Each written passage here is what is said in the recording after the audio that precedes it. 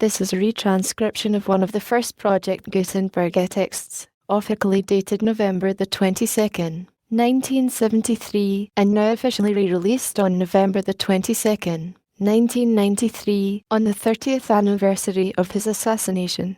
The Project Gutenberg text of Kennedy's inaugural address JFK's inaugural address, January the 20th, 1961, 12:11 EST. We observe today not a victory of party but a celebration of freedom, symbolizing an end as well as a beginning, signifying renewal as well as change. For I have sworn before you in Almighty God the same solemn oath our forebears prescribed nearly a century and 3/4 ago. The world is very different now, for man holds in his mortal hands the power to abolish all forms of human poverty and all forms of human life. And yet the same revolutionary beliefs for which our forebears fought are still at issue around the globe. The belief that the rights of man come not from the generosity of the state but from the hand of God. We dare not forget today that we are the heirs of that first revolution. Let the word go forth from this time and place. To friend and foe alike, that the torch has been passed to a new generation of Americans, born in this century, tempered by war, disciplined by a hard and bitter peace, proud of our ancient heritage, and unwilling to witness or permit the slow undoing of those human rights to which this nation has always been committed, and to which we are committed today. At home and around the world, let every nation know, whether it wishes us well or ill, that we shall pay any price, bear any burden, meet any hardship, support any friend, oppose any foe, to assure the survival and the success of liberty. This much we pledge. And more, to those old allies whose cultural and spiritual origins we share, we pledge the loyalty of faithful friends, united. There is little we cannot do in a host of cooperative ventures, divided. There is little we can do. For we dare not meet a powerful challenge, at odds, and split asunder. To those new states whom we welcome to the ranks of the free, we pledge our word that one form of colonial control shall not have passed away merely to be replaced by a far more iron tyranny. We shall not always expect to find them supporting a view, but we shall always hope to find them strongly supporting their own freedom. And to remember that, in the past, those who foolishly sought power by riding the back of the tiger ended up inside. To those people in the huts and villages of half the globe struggling to break the bonds of mass misery, we pledge our best efforts to help them help themselves, for whatever period is required. Not because the communists may be doing it, not because we seek their votes, but because it is right. If a free society cannot help the many who are poor, it cannot save the few who are rich. To our sister republics south of our border, we offer a special pledge to convert our good words into good deeds. In a new alliance for progress. To assist free men and free governments in casting off the chains of poverty. But this peaceful revolution of hope cannot become the prey of hostile powers. Let all our neighbours know that we shall join with them to oppose aggression or subversion anywhere in the Americas. And let every other power know that this hemisphere intends to remain the master of its own house. To the World Assembly of Sovereign States, the United Nations. Our last best hope in an age where the instruments of war have far outpaced the instruments of peace, we renew our pledge of support. To prevent it from becoming merely a forum for invective. To strengthen its shield of the new and the weak. And to enlarge the area in which its route may run. Finally, to those nations who would make themselves our adversaries, we offer not a pledge but a request, that both sides begin anew the quest for peace, before the dark powers of destruction unleashed by science engulf all humanity in planned or accidental self-destruction. We dare not tempt them with weakness, for only when our arms are sufficient beyond doubt can we be certain beyond doubt that they will never be employed. But neither can two great and powerful groups of nations take comfort from their present course. Both sides overburdened by the cost of modern weapons, both rightly alarmed by the steady spread of the deadly atom, yet both racing to alter that uncertain balance of terror that stays the hand of mankind's final war. So let us begin anew. Remembering on both sides that civility is not a sign of weakness, and sincerity is always subject to proof. Let us never negotiate out of fear, but let us never fear to negotiate. Let both sides explore what problems unite us instead of belabouring those problems which divide us. Let both sides, for the first time, formulate serious and precise proposals for the inspection and control of arms. And bring the absolute power to destroy other nations under the absolute control of all nations. Let both sides seek to invoke the wonders of science instead of its terrors. Together let us explore the stars, conquer the deserts, eradicate disease, tap the ocean depths, and encourage the arts and commerce. Let both sides unite to heed in all corners of the earth the command of Isaiah. To undo the heavy burdens. Let the oppressed go free, and if a beachhead of cooperation may push back the jungle of suspicion. Let both sides join in creating not a new balance of power, but a new world of law. Where the strong are just, and the weak secure. And the peace preserved. All this will not be finished in the first 100 days, nor will it be finished in the first 1,000 days, nor in the life of this administration, nor even perhaps in our lifetime on this planet. But let us begin, in your hands, my fellow citizens. More than mine. Will rest the final success or failure of our course. Since this country was founded, each generation of Americans has been summoned to give testimony to its national loyalty. The graves of young Americans who answered the call to service surround the globe. Now the trumpet summons us again. Not as a call to bear arms, though arms we need. Not as a call to battle, though embattled we are. But a call to bear the burden of a long twilight struggle. Year in and year out, rejoicing in hope, patient in tribulation. A struggle against the common enemies of man, tyranny. Poverty. Disease. In war itself. Can we forge against these enemies a grand and global alliance? North and south. East and west. That can assure a more fruitful life for all mankind. Will you join in that historic effort? In the long history of the world, only a few generations have been granted the role of defending freedom in its hour of maximum danger. I do not shrink from this responsibility. I welcome it. I do not believe that any of us would exchange places with any other people or any other generation. The energy, the faith, the devotion which we bring to this endeavour will light our country and all who serve it. And the glow from that fire can truly light the world. And so, my fellow Americans, ask not what your country can do for you. Ask what you can do for your country, my fellow citizens of the world. Ask not what America will do for you, but what together we can do for the freedom of man. Finally, whether you are citizens of America or citizens of the world, ask of us here the same high standards of strength and sacrifice which we ask of you. With a good conscience our only sure reward, with history the final judge of our deeds, let us go forth to lead the land we love, asking his blessing and his help, but knowing that here on earth God's work must truly be our own. December 1974, #4, *** the Project Gutenberg ** of Lincoln's Gettysburg Address *** This is a retranscription of one of the first Project Gutenberg texts, officially dated December the 31st, 1974, and now officially re-released on November the 19th, 1993, 130 years after it was spoken. We will re-release the inaugural address of President Kennedy, officially on November the 22nd, 1993, on the day of the 30th anniversary of his assassination. Lincoln's Gettysburg Address, given November the 19th, 1863 on the battlefield near Gettysburg, Pennsylvania, USA 7 years ago, our fathers brought forth upon this continent a new nation, conceived in liberty, and dedicated to the proposition that all men are created equal. Now we are engaged in a great civil war. Testing whether that nation, or any nation so conceived and so dedicated, can long endure. We are met on a great battlefield of the war. We have come to dedicate a portion of that field as a final resting place for those who here gave their lives that this nation might live. It is altogether fitting and proper that we should do this.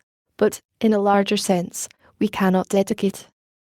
We cannot consecrate. We cannot hallow this ground. The brave men, living and dead, who struggled here have consecrated it, far above our poor power to add or detract.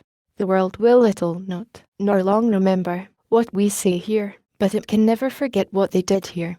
It is for us the living, rather, to be dedicated here to the unfinished work which they who fought here have thus far so nobly advanced. It is rather for us to be here dedicated to the great task remaining before us. That from these honoured dead we take increased devotion to that cause for which they gave the last full measure of devotion. That we here highly resolve that these dead shall not have died in vain. That this nation, under God, shall have a new birth of freedom, and the government of the people. By the people. For the people. Shall not perish from this earth. December 1975. *5. ********** The Project Gutenberg **** of the U.S. Constitution ********** The following edition of the Constitution of the United States of America has been based on many hours of study of a variety of editions, and will include certain variant spellings, punctuation, and capitalization as we have been able to reasonably ascertain belong to the original. In case of internal discrepancies in these matters, most or all have been left. In our original editions the letters were all capitals, and we did not do anything about capitalization, consistent or otherwise, nor with most of the punctuation, since we had limited punctuation in those days. This document does not include the amendments, as the Bill of Rights was one of our earlier Project Gutenberg texts, and the others will be sent in a separate posting. ******** We would ask that any constitutional scholars would please take a minute, or longer, to send us a note concerning possible corrections. *******The Constitution of the United States of America, 1787 We the people of the United States, in order to form a more perfect union, establish justice, ensure domestic tranquility, provide for the common defense, promote the general welfare, and secure the blessings of liberty to ourselves and our posterity, do ordain and establish this Constitution for the United States of America. Article 1, Section 1. All legislative powers herein granted shall be vested in a Congress of the United States, which shall consist of a Senate and House of Representatives. Section 2. The House of Representatives shall be composed of members chosen every second year by the people of the several states, and the electors in each state shall have the qualifications requisite for electors of the most numerous branch of the state legislature. No person shall be a representative who shall not have attained to the age of 25 years, and been 7 years a citizen of the United States, and who shall not, when elected, be an inhabitant of that state in which he shall be chosen. Representatives and direct taxes shall be apportioned among the several states which may be included within this union, according to their respective numbers, which shall be determined by adding to the whole number of free persons, including those bound to service for a term of years, and excluding Indians not taxed, 3/5 of all other persons. The actual enumeration shall be made within 3 years after the first meeting of the Congress of the United States, and within every subsequent term of 10 years, in such manner as they shall by law direct. The number of representatives shall not exceed 1 for every 30,000, but each state shall have at least 1 representative, and until such enumeration shall be made, the state of New Hampshire shall be entitled to choose 3, Massachusetts 8, Rhode Island and Providence Plantations 1, Connecticut 5, New York 6, New Jersey 4, Pennsylvania 8, Delaware 1, Maryland 6, Virginia 10, North Carolina 5, South Carolina 5, and Georgia 3. When vacancies happen in the representation from any state, the executive authority thereof shall issue writs of election to fill such vacancies. The House of Representatives shall choose their Speaker and other officers, and shall have the sole power of impeachment. Section 3. The Senate of the United States shall be composed of 2 senators from each state, chosen by the legislature thereof, for 6 years, and each senator shall have 1 vote. Immediately after they shall be assembled in consequence of the first election, they shall be divided as equally as may be into 3 classes. The seats of the senators of the first class shall be vacated at the expiration of the 2nd year, of the second class at the expiration of the 4th year, and of the third class at the expiration of the 6th year, so that 1/3 may be chosen every 2nd year, and if vacancies happen by resignation, or otherwise, during the recess of the legislature of any state, the executive thereof may make temporary appointments until the next meeting of the legislature, which shall then fill such vacancies. No person shall be a senator who shall not have attained to the age of 30 years, and been 9 years a citizen of the United States, and who shall not, when elected, be an inhabitant of the state for which he shall be chosen. The Vice President of the United States shall be President of the Senate, but shall have no vote, unless they be equally divided. The Senate shall choose their other officers, and also a President pro tempore, in the absence of the Vice President, or when he shall exercise the office of President of the United States. The Senate shall have the sole power to try all impeachments. When sitting for that purpose, they shall be on oath or affirmation. When the President of the United States is tried, the Chief Justice shall preside, and no person shall be convicted without the concurrence of 2/3 of the members present. Judgment in cases of impeachment shall not extend further than to removal from office, and disqualification to hold and enjoy any office of honor, trust, or profit under the United States. But the party convicted shall nevertheless be liable and subject to indictment, trial, judgment, and punishment, according to law. Section 4. The times, places, and manner of holding elections for senators and representatives shall be prescribed in each state by the legislature thereof, but the Congress may at any time by law make or alter such regulations, except as to the places of choosing senators. The Congress shall assemble at least once in every year, and such meeting shall be on the 1st Monday in December, unless they shall by law appoint a different day. Section 5. Each House shall be the judge of the elections, returns, and qualifications of its own members, and a majority of each shall constitute a quorum to do business. But a smaller number may adjourn from day to day, and may be authorized to compel the attendance of absent members, in such manner, and under such penalties as each House may provide. Each House may determine the rules of its proceedings, punish its members for disorderly behavior, and, with the concurrence of 2/3, expel a member.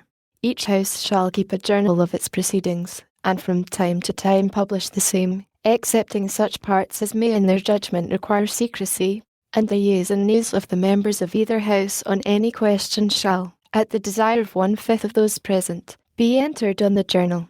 Neither House, during the session of Congress, shall, without the consent of the other, adjourn for more than 3 days, nor to any other place than that in which the 2 Houses shall be sitting. Section 6.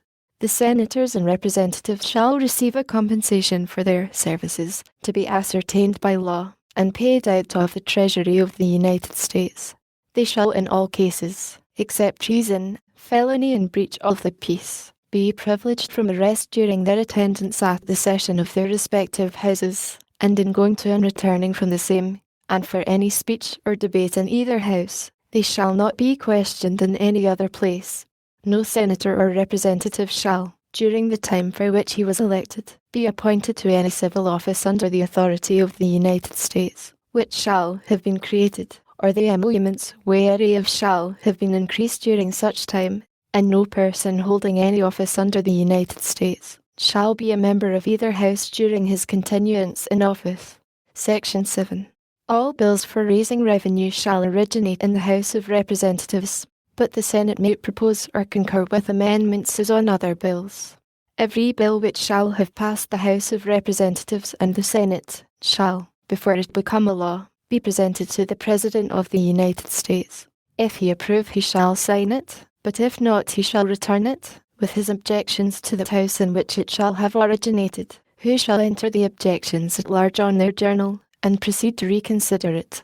If after such reconsideration 2/3 of the House shall agree to pass the bill, it shall be sent, together with the objections, to the other House, by which it shall likewise be reconsidered, and if approved by 2/3 of the House, it shall become a law. But in all such cases the votes of both houses shall be determined by yeas and nays, and the names of the persons voting for and against the bill shall be entered on the journal of each house respectively.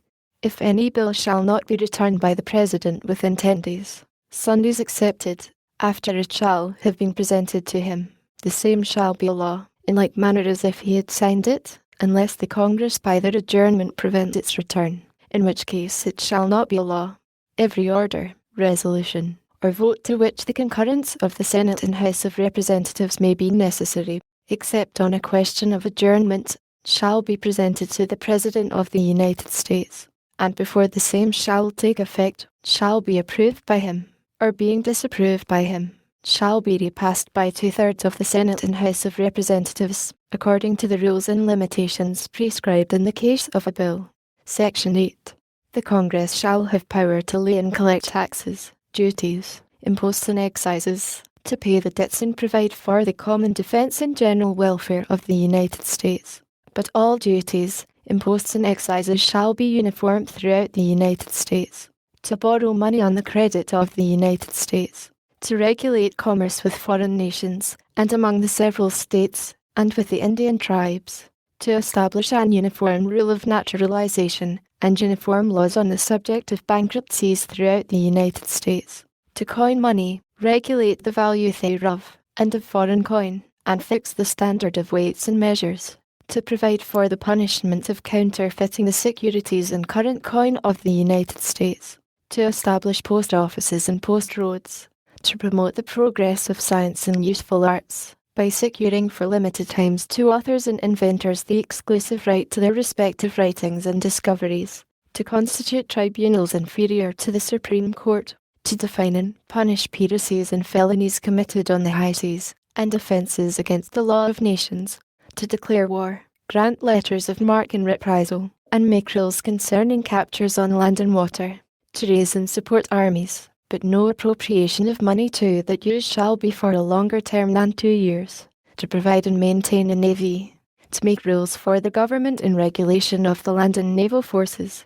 To provide for calling forth a militia to execute the laws of the Union, suppress insurrections and repel invasions. To provide for organizing, arming, and disciplining the militia, and for governing such part of them as may be employed in the service of the United States. Reserving to the states respectively the appointment of the officers, and the authority of training the militia according to the discipline prescribed by Congress, to exercise exclusive legislation in all cases whatsoever, over such district, not exceeding 10 miles square, as may, by cession of particular states, and the acceptance of Congress, become the seat of the government of the United States. And to exercise like authority over all places purchased by the consent of the legislature of the state in which the same shall be, for the erection of forts, magazines, arsenals, dockyards, and other needful buildings, and to make all laws which shall be necessary and proper for carrying into execution the foregoing powers, and all other powers vested by this Constitution in the government of the United States,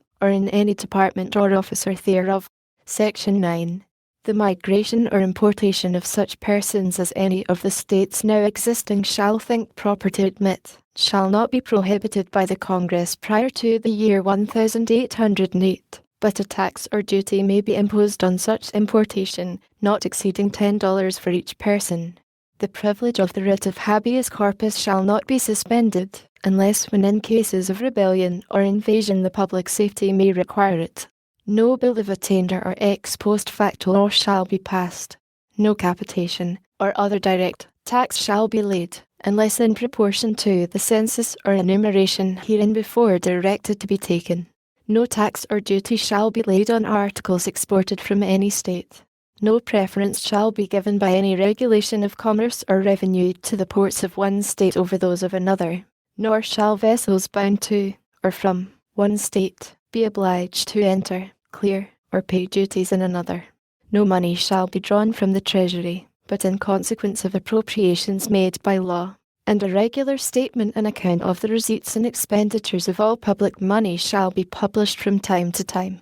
No title of nobility shall be granted by the United States. and no person holding any office of profit or trust under them, shall, without the consent of the Congress, accept of any present, emolument, office, or title, of any kind whatever, from any king, prince, or foreign state. Section 10.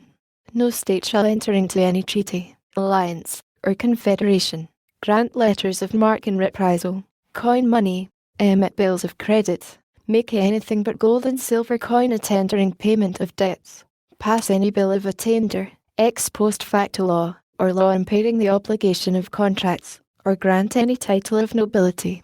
No state shall, without the consent of the Congress, lay any imposts or duties on imports or exports, except what may be absolutely necessary for executing its inspection laws, and the net produce of all duties and imposts laid by any state on imports or exports shall be for the use of the Treasury of the United States, and all such laws shall be subject to the revision and control of the Congress.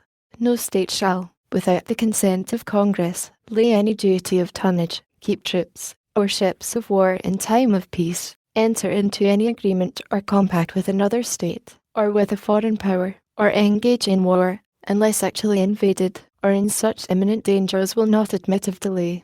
Article 2, Section 1. The executive power shall be vested in a President of the United States of America.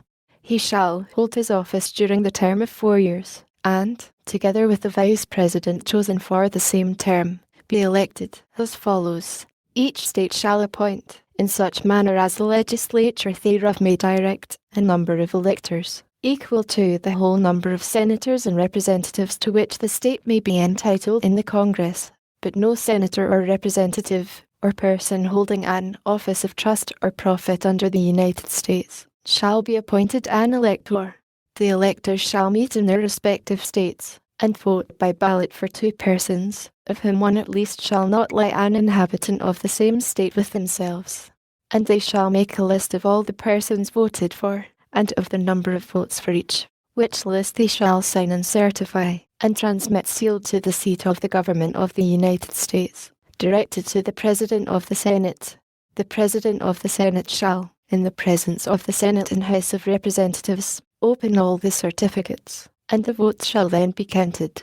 The person having the greatest number of votes shall be the President, if such number be a majority of the whole number of electors appointed, and if there be more than one who have such majority, and have an equal number of votes, then the House of Representatives shall immediately choose by ballot one of them for President, and if no person have a majority, then from the 5 highest on the list the said House shall in like manner choose the President. But in choosing the President, the votes shall be taken by states, the representation from each state having 1 vote. A quorum for this purpose shall consist of a member or members from 2/3 of the states, and a majority of all the states shall be necessary to a choice. In every case, after the choice of the President, the person having the greatest number of votes of the electors shall be the Vice President. But if there should remain 2 or more who have equal votes, the Senate shall choose from them by ballot the Vice President.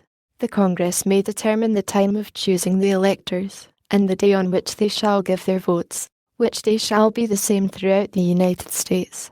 No person except a natural-born citizen, or a citizen of the United States, at the time of the adoption of this Constitution, shall be eligible to the office of President. Neither shall any person be eligible to that office who shall not have attained to the age of 35 years, and been 14 years a resident within the United States.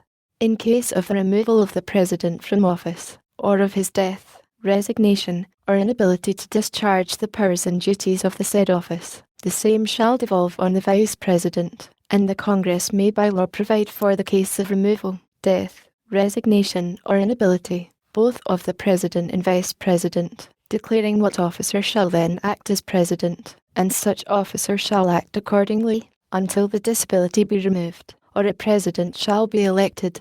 The President shall, at stated times, receive for his services a compensation, which shall neither be increased nor diminished during the period for which he shall have been elected, and he shall not receive within that period any other emolument from the United States, or any of them. Before he enter on the execution of his office, he shall take the following oath or affirmation: I do solemnly swear, or affirm, that I will faithfully execute the office of President of the United States, and will to the best of my ability preserve, protect and defend the Constitution of the United States. Section 2.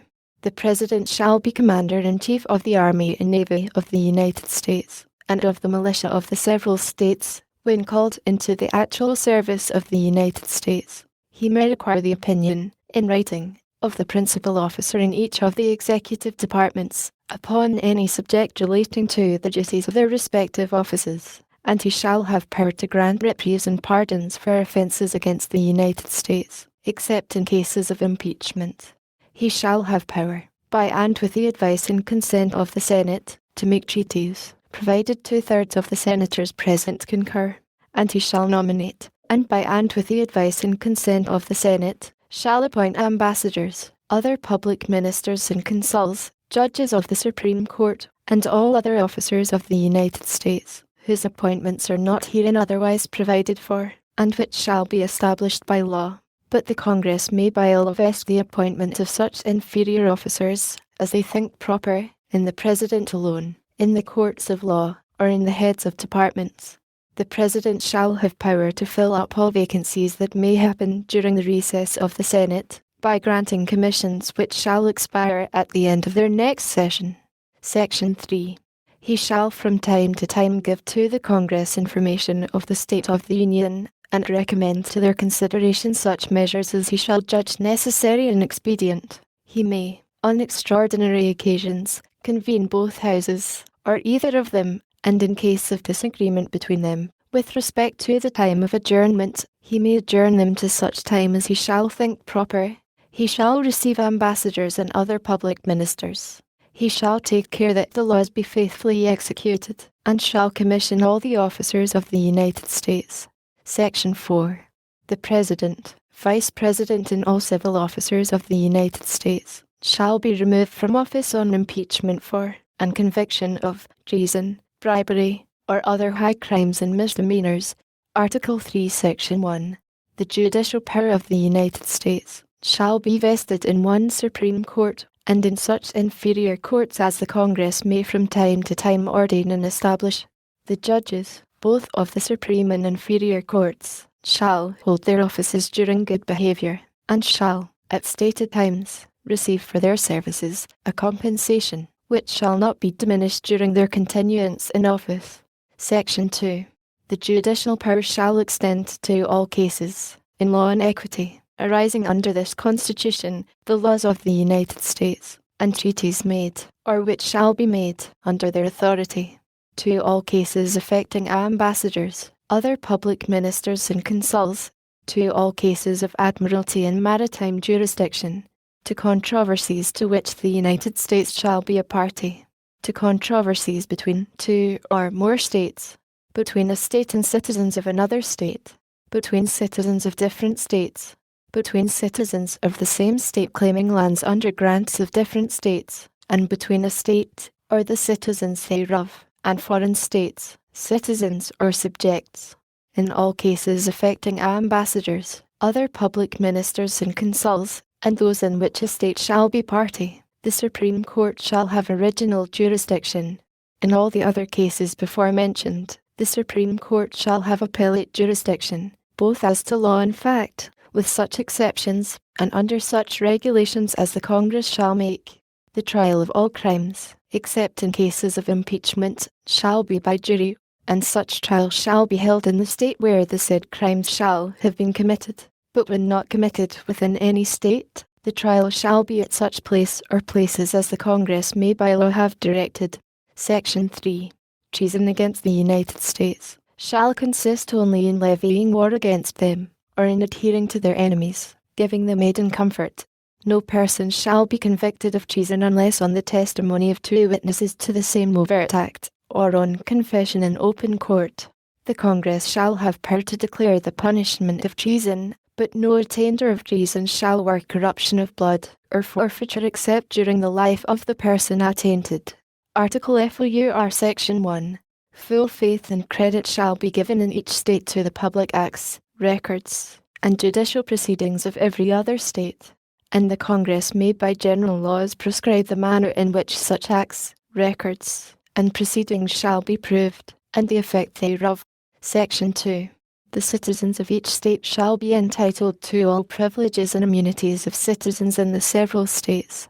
A person charged in any state with treason, felony, or other crime, who shall flee from justice, and be found in another state, shall on demand of the executive authority of the state from which he fled, be delivered up, to be removed to the state having jurisdiction of the crime.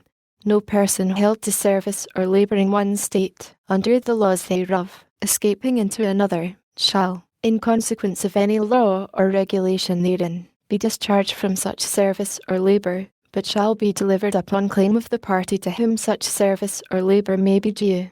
Section 3.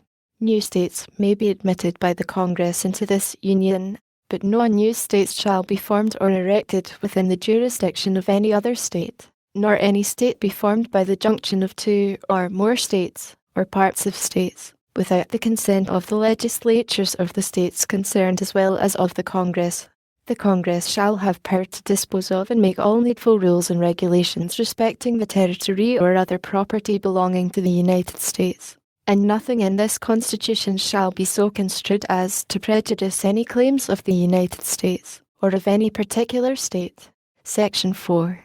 The United States shall guarantee to every state in this Union a republican form of government, and shall protect each of them against invasion, and on application of the legislature, or of the executive, when the legislature cannot be convened, against domestic violence. Article F5e. The Congress, whenever 2/3 of both houses shall deem it necessary, shall propose amendments to this Constitution, or, on the application of the legislatures of 2/3 of the several states, shall call a convention for proposing amendments, which, in either case, shall be valid to all intents and purposes, as part of this Constitution, when ratified by the legislatures of 3/4 of the several states, or by conventions in 3/4 thereof, as the one or the other mode of ratification may be proposed by the Congress, provided that no amendment which may be made prior to the year 1808 shall in any manner affect the first and fourth clauses in the 9th section of the first article, and that no state, without its consent, shall be deprived of its equal suffrage in the Senate. Article SIX. All debts contracted and engagements entered into, before the adoption of this Constitution, shall be as valid against the United States under this Constitution, as under the Confederation. This Constitution, and the laws of the United States which shall be made in pursuance thereof, and all treaties made, or which shall be made, under the authority of the United States, shall be the supreme law of the land, and the judges in every state shall be bound thereby, anything in the Constitution or laws of any state to the contrary notwithstanding.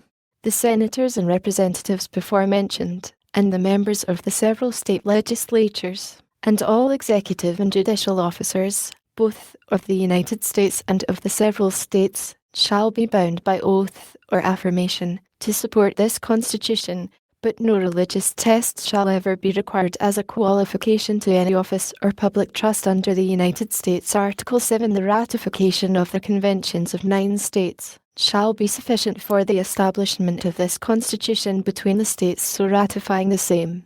Done in convention by the unanimous consent of the states present the 17th day of September in the year of our Lord 1787, and of the independence of the United States of America the 12th, and witness whereof we have hereunto subscribed our names. Go.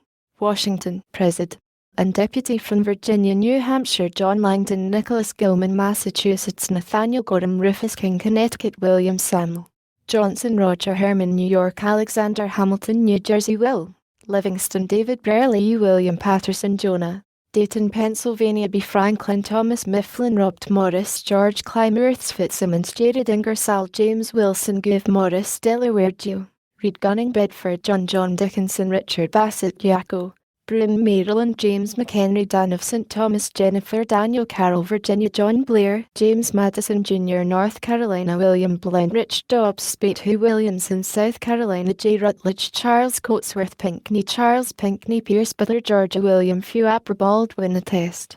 William Jackson, Secretary, December 1975, et ex. 6.